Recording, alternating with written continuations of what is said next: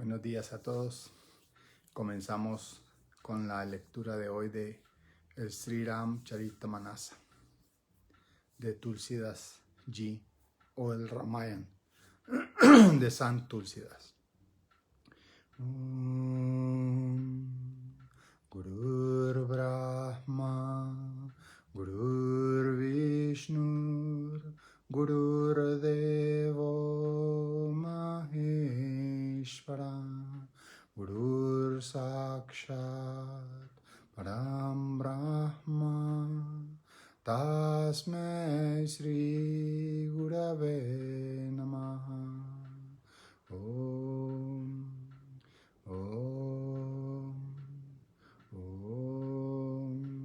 Shanti, Shanti, Shanti. Vamos a ver la diferencia entre erudición o conocimiento intelectual y sabiduría, porque sobre todo acá en Occidente, Europa y América, nos dejamos deslumbrar fácilmente por alguien que tenga palabras rimbombantes, que hable bien bonito, con mucha erudición, ¿sí? Pero que en su proceder no es alguien que esté realmente con un discernimiento adecuado, que tenga una cualidad de humildad, de compasión, de desentendimiento, que son las condiciones o virtudes primarias de alguien que tiene sabiduría. Entonces, nos dejamos llevar porque tiene una labia abundante, porque habla bonito, porque sabe utilizar el idioma, y entonces eso nos lleva a creer que esa persona realmente es sabia. En la cristiandad se ha hecho carrera la frase de que por sus actos los conoceréis, ¿sí? Pero en realidad lo que va a marcar si alguien es un alma noble o un Mahatma o no lo es, no son sus acciones en sí, sino las consecuencias que sus acciones generan. Mi gurú Adi Shankaracharya de América, Swami Shivanand Saraswati Ji Maharaj, siempre me enseñó que un alma es noble cuando todo lo que llega a esta persona mejora, sea esta una criatura animada o inanimada. Es decir, para la filosofía védica, toda creación es una criatura. ¿Por qué? Porque es criada, es creada. ¿Ok? Si se mueve, es una criatura animada. Si no se mueve, es una criatura inanimada. Pero sigue igual siendo criatura.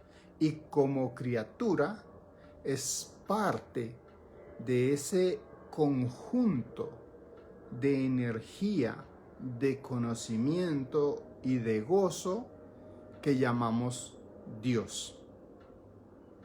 ¿Ok? Entonces, bajo ese esquema, una mesa, una silla, la pared, un cuadro, un espejo, un televisor, un equipo de sonido, un perro, un gato, una cucaracha, una avispa, un gusano, una mosca, un zancudo, son criaturas. Un virus, una bacteria, son criaturas. una persona, un árbol, una piedra. Todos son criaturas, porque a fin de cuentas, todas estas entidades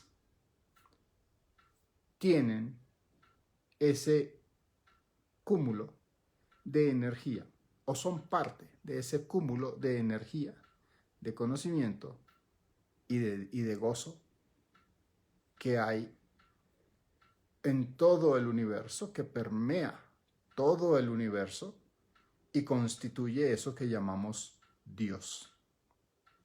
Entonces, un alma noble se caracteriza fundamentalmente, o digamos la consecuencia fundamental del actuar, del proceder de alguien que realmente está establecido en la verdad, de alguien que realmente ha alcanzado la sabiduría, es que todo aquello lo que entra en contacto con él, es decir, toda criatura que entre en contacto con él, inevitablemente va a mejorar.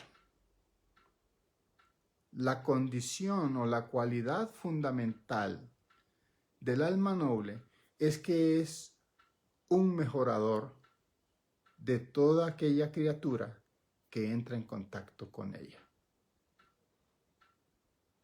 Eso es lo que caracteriza a un verdadero Mahatma, a un gurú fidedigno. ¿Okay? Tú vas a saber, no por sus acciones, sino por las consecuencias de sus acciones, si las consecuencias del actuar de aquel individuo redunda o resulta en una mejoría de aquello lo que entró en contacto con él, entonces, invariable e indiscutiblemente, tú estás en presencia de un alma noble, de una gran alma, de un Mahatma, de un sabio establecido en la verdad. Si la consecuencia de la actuación de aquella persona es un resultado que es únicamente beneficioso para ella y no para otras personas y no para lo que está en su alrededor, lo que está en su entorno, entonces tú estás en presencia de un erudito, no de un sabio. Alguien que tiene mucho conocimiento, pero es un conocimiento que está a nivel intelectual. No es un conocimiento que haya sido realmente profundizado, internalizado, aprehendido en su mente y su corazón. Y por consiguiente, todavía la contaminación de su ego, de su intelecto, ¿okay? Aunque tiene un intelecto cargado de información, todavía ese intelecto está contaminado, está manchado por los tintes del egoísmo, de la codicia, de la vanidad, del orgullo, de la búsqueda incesante de placer, de la ira incontrolada o incontrolable. ¿Ok? Entonces, esta persona, por más que te hable bien, elegante, bonito, te quiera dar lecciones de sabiduría, entre comillas, de cómo debes vivir la vida, ¿ok? Las consecuencias de su actuar van a ser conducentes únicamente al beneficio de esta persona y difícilmente al beneficio tuyo. Existen 3 tipos de relaciones en las cuales 2 son nocivas y solo una es beneficiosa. Las relaciones nocivas son la gana-pierde, la pierde-gana. Y la única beneficiosa es la gana-gana. ¿Qué es esto? Si en el actuar de una persona ella termina ganando, pero para que ella gane, otros tienen que perder, ahí tú estás ante un erudito, pero sumido todavía en la ignorancia. Si la persona, para que otros ganen, ella tiene que perder, ahí estás ante un compasivo, pero con ignorancia, que no entiende cómo son las cosas, y es lo que llamamos un mártir. ¿Okay? Es alguien que se martiriza por el mundo y por la vida, y cuando vuelva en la siguiente encarnación, entonces va a venir en el otro lado del espectro y va a ser alguien sumamente egoísta, porque va a decir que todo lo que se sacrificó en su vida y nunca obtuvo nada, pero realmente no fue culpa ni de la vida ni de Dios, sino de su propia ignorancia, que ella se puso a martirizarse, se puso a volverse víctima, a autoflagelarse, a victimizarse, pensando que pues Dios es un Dios cruel, censor, castigador, al que hay que tenerle miedo y pavor y tal. ¿Ok? Esas dos relaciones son nocivas. Ni tú debes ganar a expensas de que otros pierdan, ni tú debes dedicarte a perder para que otros ganen. Porque eso lo que te está demostrando, o lo que estás demostrando con ese proceder, es que tú todavía ignoras, estás en la ignorancia de cómo realmente es el funcionamiento de este campo de todas las acciones que llamamos universo y que llamamos vida. Vida en los tres diferentes planos de la existencia que existen, que son este plano físico en el que estamos comunicándonos. Está el plano astral, a través del cual yo te estoy llegando a ti en este momento con el mensaje, porque tú no estás conmigo físicamente, estás conmigo en el astral, en el campo etéreo, que le llamamos internet, no importa. Pero mi cuerpo físico se está volatilizando en ondas y es transportado por el aire para llegar a la imagen del dispositivo en el cual tú estés escuchando este mensaje. Entonces, este mensaje yo no te lo estoy transmitiendo físicamente, te lo estoy transmitiendo desde el plano astral. Ese plano astral que los científicos humanos modernos han logrado plasmar con bastante experticia, y podemos disfrutar de todo esto que la tecnología hace, las ondas de radio, las ondas de televisión, y ahora radio y televisión conjuntas para formar la internet.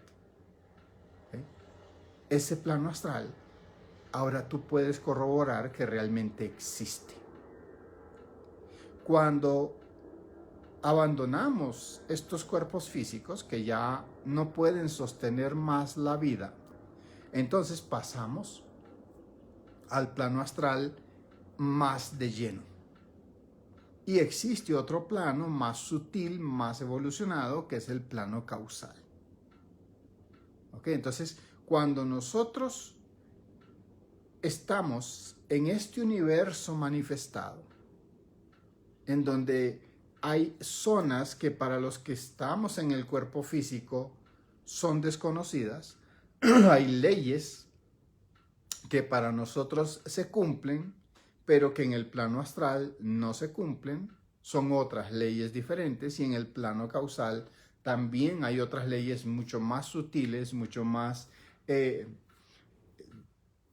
variadas, diversas de las que se aplican al plano físico, Entonces, esas diferencias de niveles vibracionales entre el plano físico, que es en el que estamos, el plano astral, que es al que entramos cuando soñamos, y el plano causal, que es el que entramos cuando entramos en el sueño profundo, esas diferencias vibracionales es la que va contaminando nuestro órgano interno, que son 4 componentes, que es la conciencia, el intelecto, la mente y el ego. Van contaminándolo porque tienen que vibrar a una menor intensidad para poder estar en ese plano.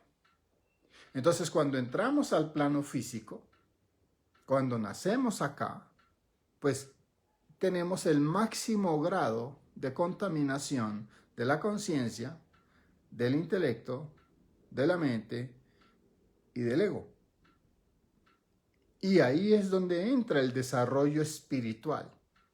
Porque a través del desarrollo espiritual, de la práctica constante de alguna técnica que me permita empezar a depurar, primero que nada, la mente, a través de la depuración de la mente, paso a la depuración del intelecto, de la capacidad primero de discernir y luego de razonar. Entonces yo empiezo a tener un control sobre mi mente y sobre mi intelecto. Y cuando empiezo a tener ese control, ¿a través de quién ejerzo yo ese control? A través de lo más cercano a mí, que es la conciencia. Entonces empiezo a actuar en todo momento desde la conciencia, entendiendo cómo funcionan las leyes universales, entendiendo realmente lo que consideramos que es Dios, entendiendo cómo funciona la ley del karma o la ley de causa y efecto. Nada, mi amado Madhvananda. Y entonces el ego, que es el agente de la acción, es decir, es el vehículo a través del cual el individuo puede ejecutar una acción, va purificándose también, va transparentándose, va cristalizándose, no como enseñan muchos pseudofilósofos que yo tengo que acabar con el ego. O sea, si tú quieres acabar con el ego, pues tienes que acabar con la mente. Tienes que acabar con el intelecto y lo más importante, tienes que acabar con la conciencia. Es decir, tienes que acabar con aquel componente del órgano interno que te permite darte cuenta, percibir toda esta manifestación. Entonces, si tú acabas con el órgano interno, pues te pasaste al plano absoluto y no puedes estar en este plano manifestado. ¿Ok? Pero resulta que lo que permea este plano manifestado es el plano absoluto. Sin el plano manifestado, el plano absoluto es imperceptible. Es el estado de sueño profundo. No te das cuenta de nada. No te das cuenta si cayó un rayo, si hubo un accidente. No te das cuenta ni siquiera de que tú mismo existes. Ese es el absoluto. ¿Por qué? Porque en el absoluto no hay conciencia. Simplemente el absoluto es y está. No hace nada. No tiene nada. No es nada. ¿Ok? Simplemente el absoluto es y está. para que ese absoluto pueda ser percibido, se transforma o se manifiesta en el plano relativo. Y en el plano relativo, la primera acción que el absoluto emprende para manifestarse y hacerse evidente es tomar conciencia. Y cuando toma conciencia, automáticamente hay una individualización de esa porción del Atman, del alma. Esa individualización es lo que llamamos ego.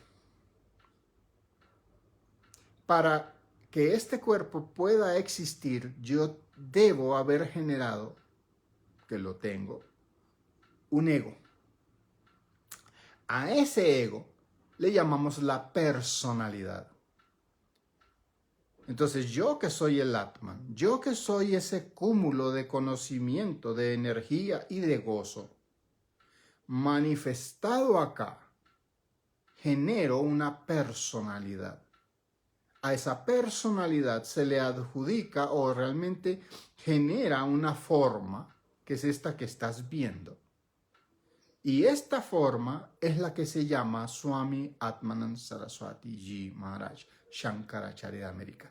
Todos esos títulos y todos esos nombres son pertenecientes y relativos a esta forma égica de mí, que soy el alma, que soy el Atman, que soy ese cúmulo de conocimiento, de energía y de gozo, que soy esa masa compacta que produce todo esto. Y entramos en interacción.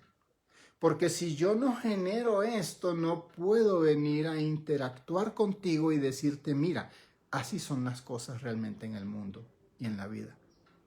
Y cuando este cuerpo desaparezca, tú no mueres. Simplemente pasas a otro nivel vibracional en el cual quienes están en ese nivel vibracional te van a poder ver, pero quienes sigan en el nivel vibracional del que estás saliendo ya no te van a poder ver, porque estás en un nivel de vibración más sutil. Es decir, si yo tengo un televisor y lo tengo apagado, eso no significa que las televisoras dejaron de transmitir.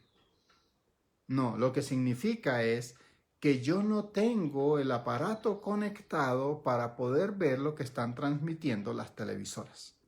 Pero las ondas de televisión, las ondas de radio, las ondas de celulares te están rodeando en todo momento. Que no hayan marcado tu número de celular para que te suene el celular no significa que no hay llamadas de celulares en este momento moviéndose alrededor tuyo. El hecho de que nosotros no podamos ver a los espíritus de los desencarnados no significa que ellos no existan. Ellos están ahí alrededor tuyo en un plano vibracional más sutil que te impide a ti, que estás en un plano vibracional más burdo, poder verlos. Ellos te pueden ver, ellos pueden interactuar contigo porque ellos están en un plano más sutil, pero tú no puedes captarlo, a menos que tú pases al plano sutil. Y ahí es donde cuando entramos en el sueño, con ensueño, cuando estamos soñando, podemos ver a ancestros nuestros que ya han fallecido. Y entonces es donde decimos, ay, yo soñé con mi abuelo. Mi abuelo se murió hace 10 años, pero anoche tuve un sueño con él tan vívido. Ahí interactuaste con ese ancestro con esa forma que tú recuerdas y con ese nombre que tú recuerdas de tu ancestro,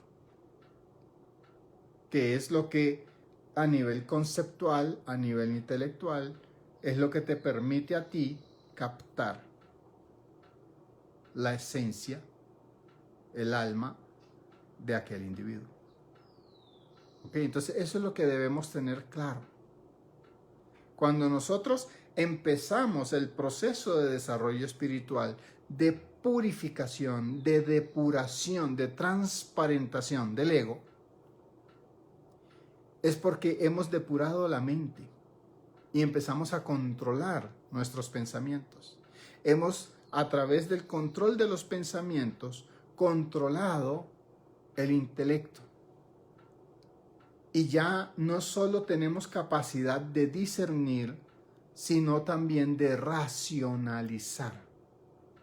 El raciocinio se va volviendo seco porque le vamos quitando todas las capas de emocionalidades, que es lo que en sánscrito llamamos samsara. El samsara es el océano de emociones. Tú tienes que trasponerte, elevarte por encima del océano de las emociones para que entonces tu raciocinio sea adecuado. Cuando el discernimiento y el raciocinio son adecuados, entonces el actuar a través del ego ya no es un actuar egocéntrico, sino que es un actuar concienciocéntrico. Es decir, ya yo actúo no desde el ego, a través de las emociones y un intelecto perturbado, sino desde la conciencia. Sigo usando el vehículo de la acción, que es el ego, la personalidad. Es decir, yo hago algo, la gente va a decir, fue Swami Atmanan el que hizo eso, fue el Shankaracharya de América el que hizo eso. ¿Okay? Porque el ego, el nombre y la forma, pues son el vehículo a través del cual yo puedo hacer esto. O sea, en este momento, Swami Atmanan está dando este pravachan, esta enseñanza, ¿sí? Pero es a través del ego que yo estoy manifestándote lo que soy yo, que es el conocimiento, que es esta energía que me permite a través de esta forma y este nombre transmitirte el conocimiento que soy yo. Realmente yo me estoy volcando o vaciando en ti a través de este ego.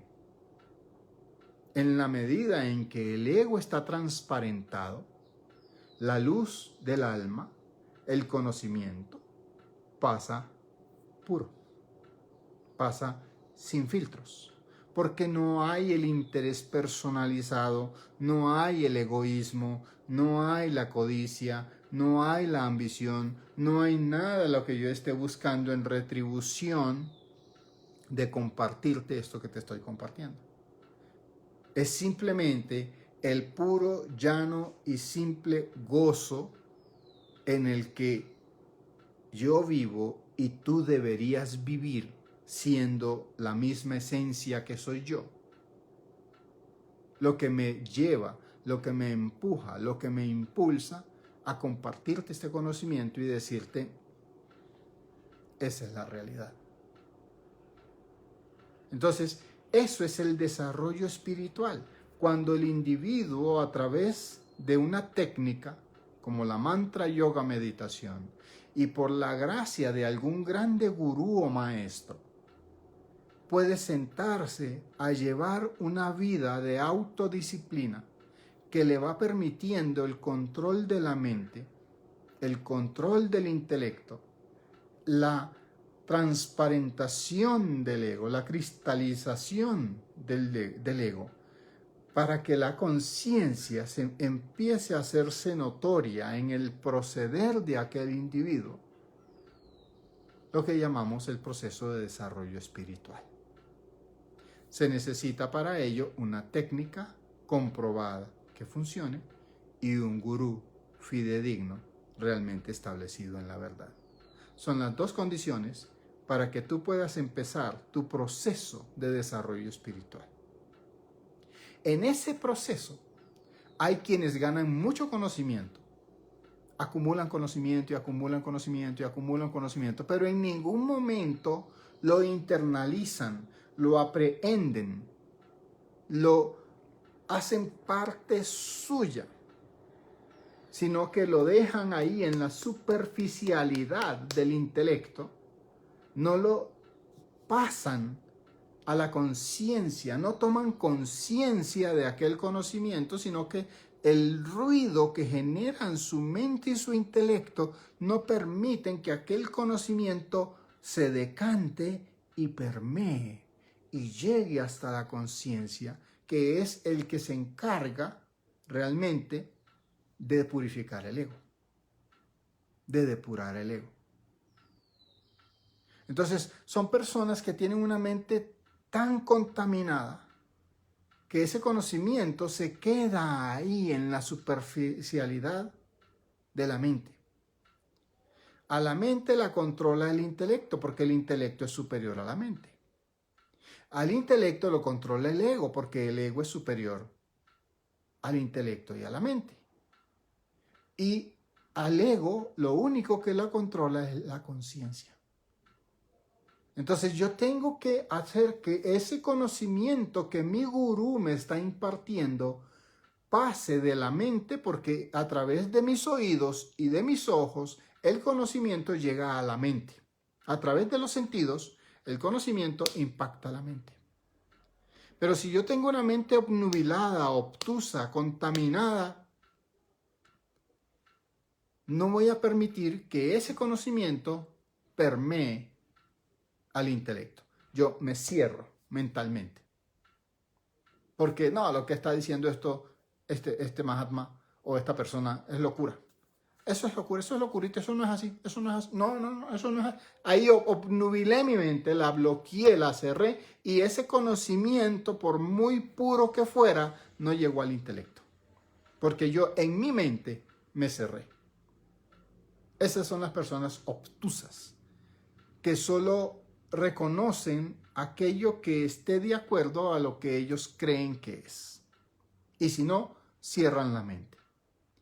Los que son un poquito más depurados de mente, entonces dejan que aquello pase al intelecto, y el intelecto lo que hace es el proceso de analogía, de comparación, ya no de percepción. Ya la mente percibió, ahora el intelecto pasa a analizar, a comparar. Y si lo que la mente le pasó al intelecto, el intelecto ve que es similar a algo que ya tiene, y tiene el intelecto un poquito obtuso, contaminado, y solo acepta aquello lo que ya ha aceptado como una verdad antes, lo acepta, y si no, lo rechaza. Ahí tenemos entonces, por ejemplo, las religiones. Las religiones, ¿cómo se dice eso? Alienan a las personas de manera tal que solo esa religión es la que tiene la verdad. Todas las demás son falsas. Todas las demás te llevan a la perdición. Eso te dice todas y cada una de las religiones. Si tú eres de esta religión, tú estás salvo. Si no, tú eres un infiel. Porque ese es el pensamiento obnubilado, egoísta, interesado, codicioso de los líderes religiosos, que ellos quieren jalarte para su rebaño, para que tú seas el que les tribute a ellos, el pagano de esa religión, y mantengas a esos líderes religiosos. Les mantengas su negocio. ¿Ok? Entonces eso es lo que debemos tener claro. Si yo depuro mi intelecto, entonces esa información va a llegar a la conciencia. Porque el ego es simplemente un agente de acción. El ego, en la parte de recepción de información, él prácticamente no participa. Él participa es cuando yo voy a actuar. Entonces llega a la conciencia y esa es la enseñanza que yo internalizo, que yo absorbo, que yo adhiero a mi esencia, que es el alma, que es ese cúmulo de conocimiento, de energía y de gozo. Entonces, cuando yo estoy ahí, en la conciencia, y absorbo ese conocimiento elevador, ese conocimiento que me hace despertar más a la conciencia, en ese despertar de conciencia empiezo a transparentar el ego. Porque la única que depura al ego es la conciencia. Por eso es importantísimo que yo calme a esa máquina loca que es la mente de estar piense y piense y piense. Cálmala, cálmala. De ahí es donde viene una técnica como la mantra yoga meditación que te permite bajarle los niveles vibracionales a la mente, calmar ese caballo loco de esa pensadera y estar en un estado de paz, de armonía, de tranquilidad, de relajación, que permita entonces que esa máquina acelerada que es tu órgano interno se calme, se apacigüe. Y eso entonces va depurando la capacidad de percepción que tienen tus sentidos. Entras en tus cabales, porque si estás con la emocionalidad alborotada, no estás en tus cabales. Tienes que estar en tus cabales para estar ecuánime, tranquilo, relajado. Y cuando tú estás ahí, en ese estado alfa de tu mente, es cuando tú puedes empezar a percibir las cosas tal cual son. Ya no hay emoción, ya no hay miedo, ya no hay dudas, ya no hay angustias, no hay preocupaciones. Entiendes que la vida y la muerte son una sola y misma cosa, así como Dios y el mundo material son una sola y misma cosa, así como el absoluto y el plano relativo son una sola y misma cosa. No hay dos, no hay batallas entre el bien y el mal, no existe el bien, no existe el mal, no existe la condenación eterna, no existe el temor a Dios, no existe absolutamente nada de esas dogmas y tonterías que se le enseñan a la gente en sus religiones, que generan esa división entre los mismos seres humanos y que los llevan a matarse unos contra otros en el nombre de su Dios, siendo que el Dios es el solo, mismo y único para todo el mundo. Pero por muy pura y depurada que sea esta información, este conocimiento que yo te estoy impartiendo, hay mentes obtusas que no van a captar esto, que van a decir, no, eso no es así, eso está equivocado. Ese tipo está hablando insensateces, es un estúpido. Lo van a decir. ¿Por qué? Porque su nivel de conciencia, su nivel de desarrollo espiritual es tan básico que no le permite que esta información permee en su mente y su corazón. Y eso es lo que le da sabor a toda esta manifestación, los diferentes niveles de desarrollo espiritual en los que están los individuos. Y entonces por eso tenemos todos los tipos de delincuentes, los que trafican con drogas porque piensan que eso está correcto, o que eso está bien, o que eso es lo que les va a llevar a la riqueza, y que la riqueza es el éxito, y que tener el dinero es el éxito, que no les importa parar presos porque saben que pues estando presos pueden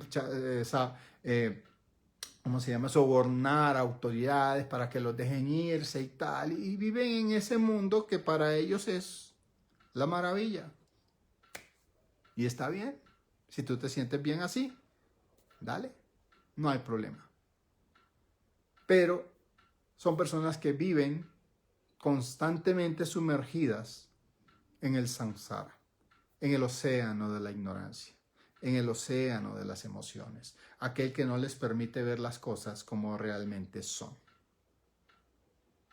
Por eso es la importancia de que uno deje de ser un erudito y busque convertirse en un sabio. La única manera en que yo puedo pasar de erudito a sabio es mediante la gracia de algún grande gurú o maestro que se halla a sí mismo a través de su sadhana espiritual, a través de su disciplina espiritual, de su estudio de su propia naturaleza, establecido plenamente en la verdad. Y entonces, y solo entonces, a través de su gracia, yo voy a poder cruzar por encima del océano de las emociones y llegar también a establecerme en la verdad. Y llegar entonces también a ser un sabio, como él. Sabio porque sabe, y lo sabe porque lo ha saboreado. Porque la sabiduría solo se alcanza a través de la experiencia directa. No se alcanza a través del conocimiento intelectual. Se alcanza a través de la experiencia directa, bajo la guía, el paraguas de un grande gurú o maestro. Yo solo, sin un gurú, jamás voy a alcanzar la sabiduría, por más libros que lea, por más pravachanes o enseñanzas que escuche de maestros. No, tengo que estar a los pies de un sabio, de un gurú o maestro establecido en la verdad, para que conviviendo con él, yo logre esa experiencia directa. Porque lo demás me lleva a la erudición, pero jamás a la sabiduría. Por eso es que en el budismo se enseña la práctica es la que hace al maestro. Porque la práctica es ¿qué? La experiencia. Y de experiencia y experiencia y experiencia, tú vas a lograr la sabiduría. Por lo demás, te llenas de dogmas, de creencias falsas, aceptas esas falsas creencias como verdaderas y ahí tienes una religión. La religión nace cuando viene el hombre de sabiduría, el hombre Dios, el hombre realizado, da su enseñanza y los discípulos, con sus intelectos, con sus egos, con sus mentes obnubilados por la ignorancia, reciben aquella enseñanza y entonces hay cosas que no entienden y empiezan a repetir como loros. Y cuando empiezan a repetir como loros eso durante el tiempo suficiente, entonces ahí nace un dogma. Algo que nadie entiende, pero que dicen que si el maestro fundador de esa religión, que en realidad él no fundó ninguna religión, fueron los discípulos, son los discípulos los que fundan esa religión. ¿Ok? Ahorita, por ejemplo, hay una religión chiquita por ahí que es el devanandismo, que son los miembros de la CIR. ¿Ok? Ya tienen su religión, ya han creado sus dogmas, ya tienen sus cosas y tal, cosas que tú como si eres miembro de la CIR no le puedes discutir a ninguno de los líderes espirituales que hay ahí, de los que quedaron en instructores que hoy en día ya se dicen maestros. Ya tú no le puedes discutir a ellos lo que te enseñan porque es que eso lo enseñó el maestro así, pero tú que estás nuevo ahí, no te consta si realmente el maestro enseñó eso o no lo enseñó. Ya ahí hay dogmas, ahí tienes un devanandismo. Ya ahí hay un ismo, una religión.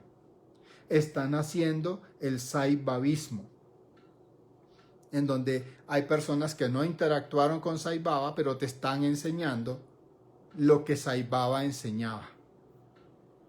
Y lo hacen acomodaticio a sus propios intereses, porque sus propias mentes obnubiladas por la ignorancia les hacen decirte cosas, y porque hablan bonito, porque te hablan en términos hermosos, que tú dices, ay, qué lindo ese mensaje, qué hermoso cómo habla, ya tú le crees todo lo que te dice esa persona.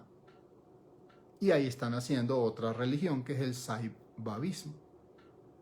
Pero ningún Mahatma plenamente establecido en la verdad viene a generar ninguna religión. Porque la enseñanza, la verdad, no tiene dogmas, no tiene parámetros, no tiene limitaciones, no tiene cosas inexplicables, no tiene misterios, no tiene nada que ocultar. La verdad es la verdad y ella sola se sostiene. Nadie la tiene en su totalidad, ni yo. Nadie la tiene en su totalidad. Cada quien tiene su porción de la verdad. Y tú que me estás viendo y oyendo, tú eres una parte de la verdad que yo desconozco. Yo puedo transmitirte la parte de la verdad que yo conozco. Pero tú tienes una parte de la verdad que yo desconozco. Y si yo interactúo contigo, yo debo estar dispuesto a escuchar tu verdad para ganar conocimiento y ampliar más mi verdad. Porque eso es lo que es la verdad. Lo único que realmente existe es esa masa compacta de energía, de conocimiento y gozo que llamamos el Atman o el alma o Dios, como quieras llamarlo. Pero ese conocimiento, mi ego, por muy cristalizado que esté, por muy transparentado que esté, siempre es un limitante para obtener todo ese conocimiento. Que en la meditación el individuo puede conectarse y obtener más conocimiento es correcto. Pero no puedes en ningún ego, no importa el tamaño que ese ego tenga, contener tú todo el conocimiento. Es imposible. Ni el Señor Krishna, que ha sido el más grande avatar, la encarnación más poderosa de Dios en este planeta, pudo contener todo el conocimiento. Porque ese ego limitaba a esa alma que se individualizó en la forma de el rey Krishna en la India.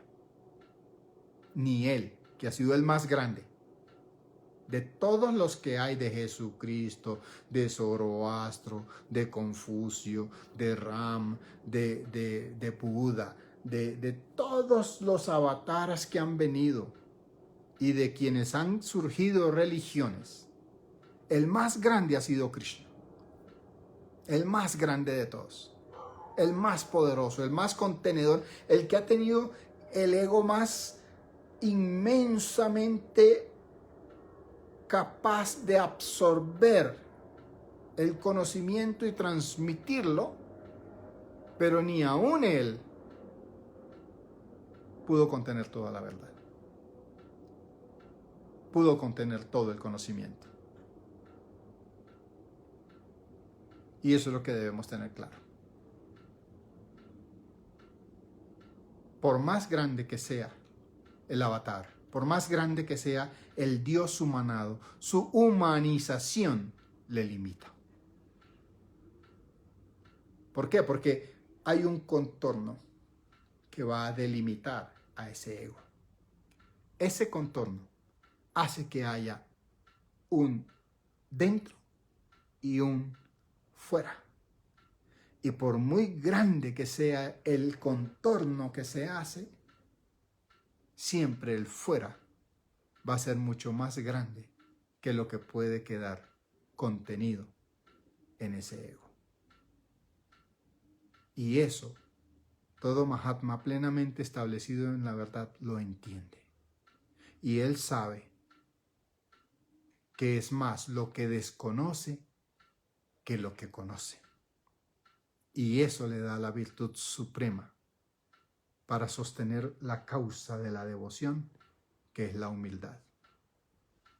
Porque él sabe que es más lo que está fuera de su ego que lo que él puede contener en su ego. Por más que lo amplíe, por más que lo vuelva grande, por más que lo haga inmenso, siempre va a ser un agente delimitante. Y si es delimitante, es limitador. Y si es limitador, significa que tiene sus límites y no puede expandirse más allá de esos límites. Entonces el Mahatma establecido en la verdad sabe que es mucho más lo que él no conoce que lo que conoce. Y eso le genera la virtud suprema, que es la humildad. Y la humildad es la raíz, la causa radical de la causa fundamental que debemos llevar todos en la vida, que es la devoción. Que es entender que la persona con quien estás interactuando, la planta, el mueble, el objeto con el que tú interactúas, tiene un conocimiento que tú no posees. Y ese conocimiento es al que tú le haces pranam y le dices namaste, que es el saludo védico, namaste. Saludo a ese conocimiento, a esa energía y a ese gozo que hay en ti. Es decir, saludo al Dios que está en ti. Namaste. Eso es lo que saludamos. Porque la devoción es lo que te va a permitir depurar tu órgano interno y entrar en contacto a través de la experiencia directa, bajo la guía, a los pies del loto de un grande gurú o maestro, lograr la sabiduría. Y cuando tú logras la sabiduría, entonces te vuelves en ti mismo ese cúmulo de conocimiento, de energía y de gozo que llamamos Dios. Por lo demás, son los pobres tontos ignorantes diciendo, yo sé que yo soy Dios, pero su actuar, las consecuencias de su actuar, evidencian que para nada ha logrado ese contacto con Dios. Eso es lo que yo quería decirles hoy. Om, Om, Om. Parvati Pate, Hara Hara Mahadev. Nos vemos el próximo domingo en el siguiente Pravacha. Los amo, Dios me los bendiga.